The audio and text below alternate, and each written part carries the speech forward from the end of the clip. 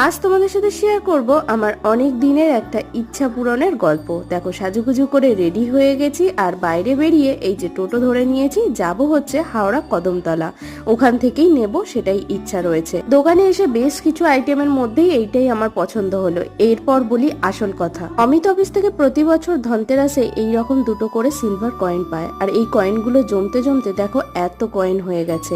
একটা তো রয়েছে আবার 50 গ্রামের কয়েন। তো যাই হোক, আমাদের প্ল্যান ছিল যে এই কয়েনগুলো দিয়ে যদি কিছু জুয়েলারি বানাই, সেটা নয়তো ঠাকুরের বানাবো আর না হলে আমার মেয়ের বানাবো। তবে প্রথম কয়েন দিয়ে ঠাকুরেরই গয়না বানাবো, এটাই আমাদের দুজনের ইচ্ছা ছিল। প্রথমে তো আমাদের বাড়ির মা জগদ্ধাত্রীর জন্য কোনো গয়না বানাবো এমনটাই ইচ্ছা ছিল, বাট এখন সেটা কোনো কারণে হয়ে উঠছে না। তাই সামনেই যেহেতু আমাদের লক্ষ্মী পুজো রয়েছে, লক্ষ্মী পুজো মানে হচ্ছে খন্দ লক্ষ্মী পুজো রয়েছে, তাই চলে গেলাম কদমতলার এই দোকানটাতে, আর এখান থেকে লক্ষ্মী মায়ের জন্য নিয়ে চলে আসলাম এই গয়নাটা। কেমন হয়েছে তোমরা অবশ্যই কমেন্ট করে জানিও। টাটা।